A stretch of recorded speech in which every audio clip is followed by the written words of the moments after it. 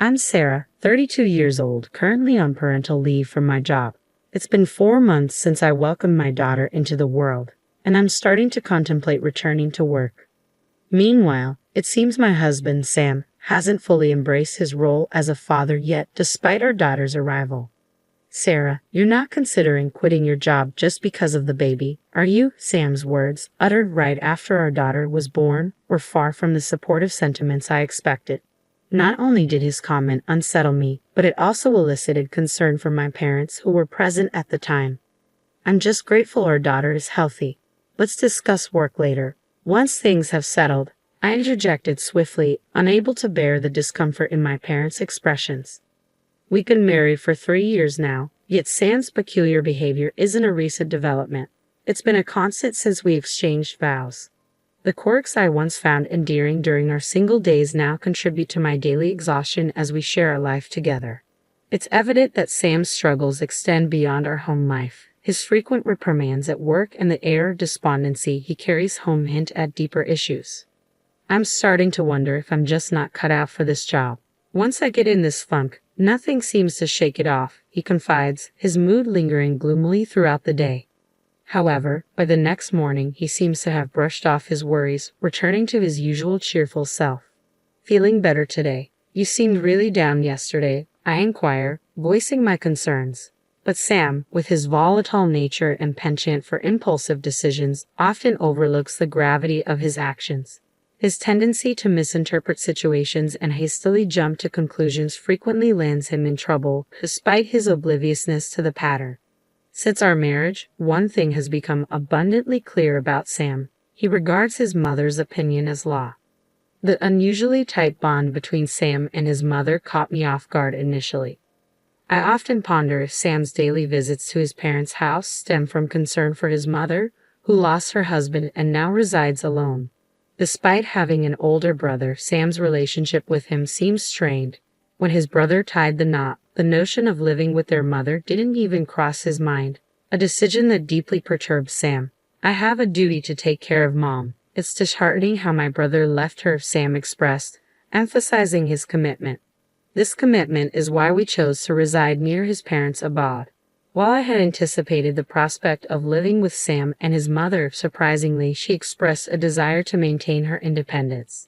You two should live your lives fully. I prefer the solace of living alone, she insisted, declining our offer to reside together.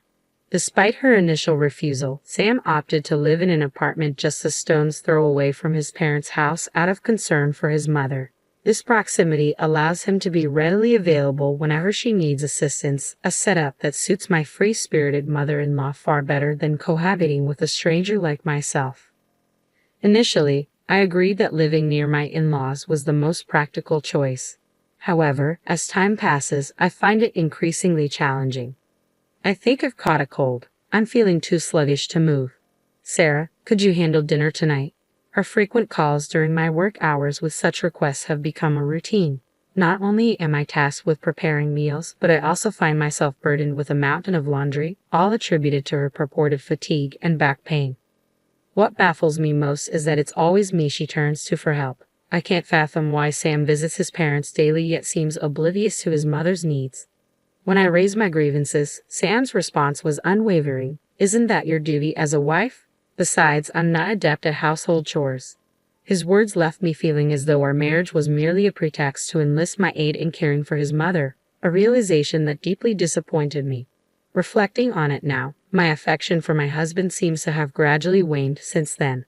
Despite my mother-in-law's daily calls soliciting my assistance, she surprisingly refrains from directly voicing any complaints about the household chores I undertake. However, the absence of even a simple expression of gratitude always leaves me feeling resentful. It appears my mother-in-law deems it only natural for me to attend to the chores at her house, reserving her complaints about my cooking solely for my husband's ears. Her lack of interest in me, beyond my husband, is evident. When I announced my pregnancy, her reaction was lukewarm at best. Yet when my husband shared the news with her, she couldn't contain her joy. It became apparent that her enthusiasm was solely directed towards him. In reality, my mother-in-law already has 2 grandchildren, yet she hasn't had the opportunity to meet them due to her strained relationship with her elder son.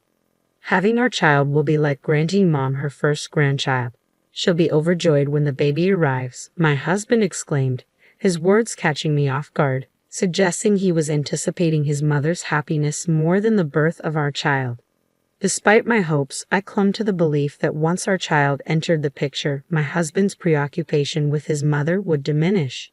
However, even in the presence of our newborn daughter, my husband's conversations gravitated towards finances and work, devoid of any immediate display of affection for our child or acknowledgement of my efforts.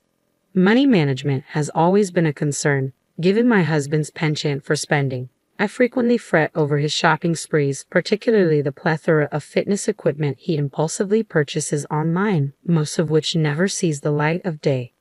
I had to clear out most of it when I began my maternity leave, I explained, hoping to convey the necessity of decluttering our space. Hey, I was planning on using that. You can't just toss things out without consulting me first, my husband retorted, his tone edged with irritation. Trying to navigate the conversation delicately, I reminded him, with the baby on the way, we need to be more prudent with our finances. Despite my composed demeanor, my husband retreated into silence, refusing to engage in conversation for several days. Given that my parents were set to care for me postpartum, I returned to their home the day after giving birth. Shortly thereafter, my husband rang me up. Sarah, where are you? What about my meals? When will you be back? He inquired, seemingly oblivious to our prior discussions regarding my stay at my parents' house post-delivery.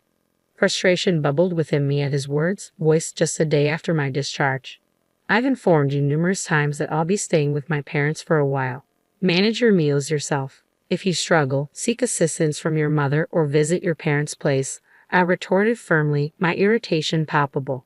In response, my husband, sounding somewhat resentful, muttered, Sure, Mom's around every day, but she doesn't lift a finger with the household chores. And she tires of the meals I prepare, insisting I whip up something different. I was left speechless, utterly astounded by the turn of events. Assuming my mother-in-law's deep affection for my husband would prompt her to care for him during my absence seemed only natural. Little did I anticipate what would unfold next. Since then, my days have been punctuated by my husband's daily distress calls, each one a plea for help. Finally reaching my breaking point, I decided to return home, accompanied by my father. What greeted us upon our arrival was a sight that left us both incredulous. Our once tidy home now resembled a pigsty, despite it being just a week since my hospital discharge. Despite knowing full well that history might repeat itself, my father set to work clearing away the mess while I busied myself preparing meals for the upcoming days. In the evening, I reached out to my husband, hoping for even a shred of gratitude, but instead, he merely inquired, When will you be back?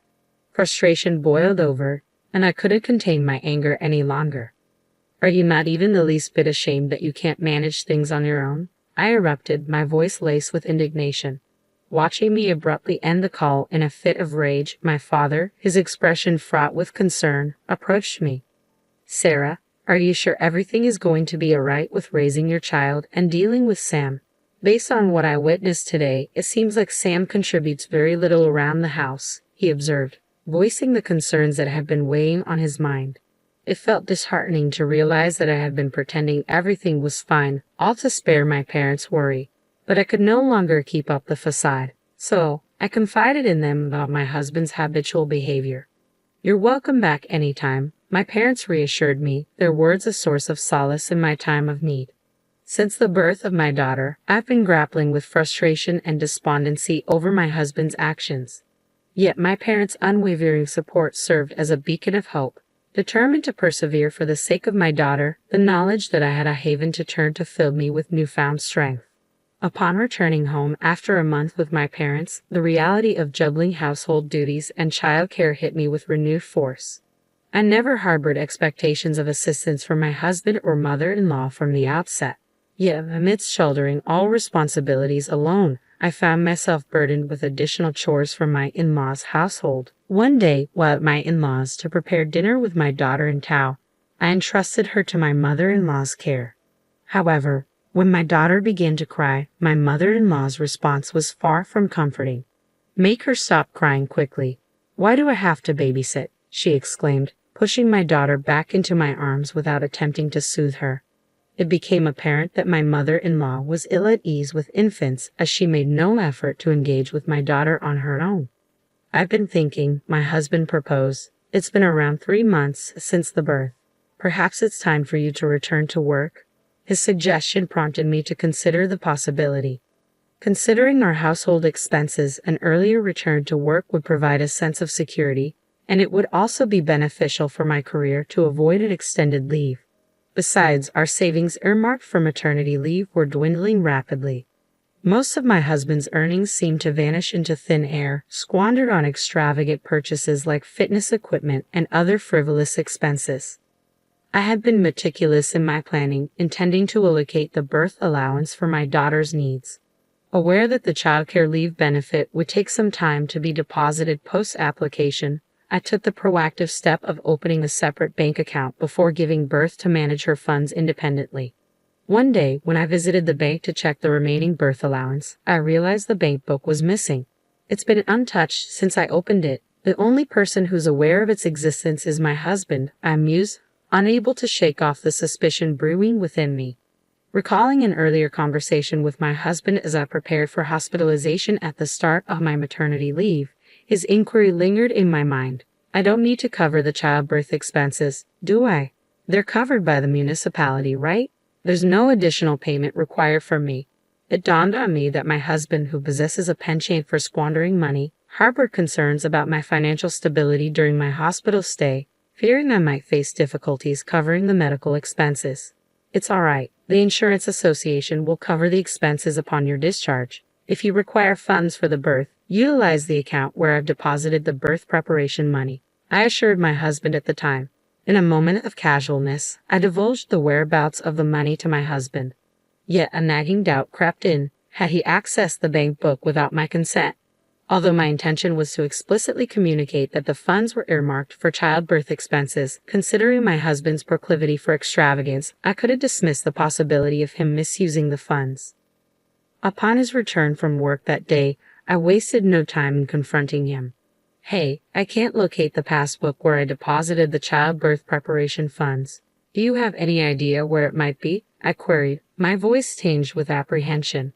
To my astonishment, my husband's response came without hesitation. "Oh, I gave all that money to Mom. After all, it's my earnings, right? I have the liberty to utilize it as I see fit," he retorted matter-of-factly. Stunned, I found myself unable to fathom that the passbook had been handed over to my husband's mother rather than him squandering the funds as I had initially feared. "That money is meant for our daughter. It's not your earnings," I asserted, my voice tinged with frustration as my husband remained impassive, continuing to eat. In that moment, something inside me snapped. Confronting him with the divorce papers I had quietly prepared for just such an occasion, I struggled to contain my anger and tears as I uttered, "Please sign. I can't continue living like this." Although Sam appeared taken aback, he complied without protest. Initially, I had entertained the possibility of reconciling, particularly given the recent birth of our child. However, witnessing his lack of remorse solidified my resolve. Gathering my daughter and the emergency luggage I had prepared, I exited the house. Glancing back at my husband, engrossed in his meal without sparing a glance in our direction, it became painfully clear that he harbored little concern for our daughter. As I watched him reflecting on the hardships I've endured, I made a silent vow that I wouldn't allow things to culminate in this manner. Upon returning my daughter to my parents' care, I wasted no time in initiating divorce proceedings and promptly headed to the police station to report the financial abuse. The money I had diligently saved had been unlawfully utilized without my consent, a clear violation of trust. Though it might be dismissed as a marital dispute if my husband had depleted the funds, I was determined to elucidate that it was my mother-in-law who had accessed the money. Driven by frustration and a yearning for accountability, I chose to file a police report, not with the intention of seeing them punished, but rather to prompt genuine introspection on their part. A few days later, I received a frantic phone call from my mother-in-law. "Sarah, the police are here accusing me of stealing your money. I have no idea what's happening." Her voice trembled with anxiety, making her words difficult to comprehend. But that was the gist of it. In the background, my husband's voice mingled with hers, erupting in shouts of protest. Amidst my mother-in-law's tearful plea for forgiveness, I maintained composure and replied with courtesy. All I did was inform the police about the disappearance of the money I had set aside for my daughter's birth. I explained calmly. Her response was a stunned silence, interrupted only by a trembling inquiry. What? What does that mean? Before I could elaborate, the line went dead. Days later, I was summoned to the police station for further discussion. The police informed me that due to the domestic nature of the issue, it posed challenges for formal treatment as a case. It emerged that my husband had indeed handed over the passbook to his mother, stating, "It's my earnings, feel free to use it as you wish." Aware that the account was in my name, my mother-in-law proceeded to withdraw the funds. The bank account where the passbook was transferred held not only the remainder of my maternity benefits but also gifts from my company totaling nearly $10,000. The bank's security camera clearly captured my mother-in-law processing the withdrawal. Upon investigation, the police informed me that my husband expressed remorse and pledged to reimburse the full amount. They suggested that given the nature of the situation, I might consider withdrawing my complaint as it was a domestic matter. My intent behind filing the complaint was for both of them to reflect on their actions, though I heeded the police's advice and withdrew the report. However, I was left puzzled when the police later visited them. Yet the situation took a drastic turn as both my husband and mother-in-law were apprehended. During my absence while visiting my parents, my mother-in-law attempted to obtain a loan from a credit card company using my ID card illegally. Despite her unsuccessful attempt to borrow money, it led to an accusation of attempted fraud, resulting in my mother-in-law's immediate arrest when the credit card company lodged a complaint against her. In light of their close relationship, my husband was also apprehended on suspicion of involvement in the incident. I couldn't help but wonder why my mother-in-law was driven to such desperate measures, resorting to borrowing money under my name or relying on assistance from my husband. Upon closer inspection, it became apparent that my husband's extravagant spending habits mirrored those of his mother, who exhibited a similar disregard for financial prudence, resorting to borrowing from various sources. When her pension proved insufficient to meet her mounting debts, she contemplated borrowing money under my name during my absence.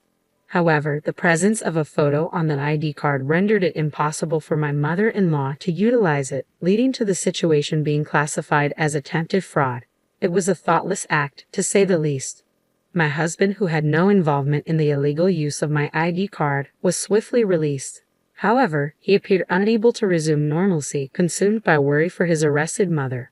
While I empathized with his concern for his mother, my priority was for him to diligently work towards repaying the money he had taken from me. Despite my reservations about trusting my ex-husband, I took proactive steps by enlisting a lawyer to ensure the repayment amount was deducted directly from his salary. I heard murmurs that my ex-husband was teetering on the brink of bankruptcy due to the debts incurred for himself and his mother-in-law. Yet my sole concern was to prevent any disruption to the repayment owed to me.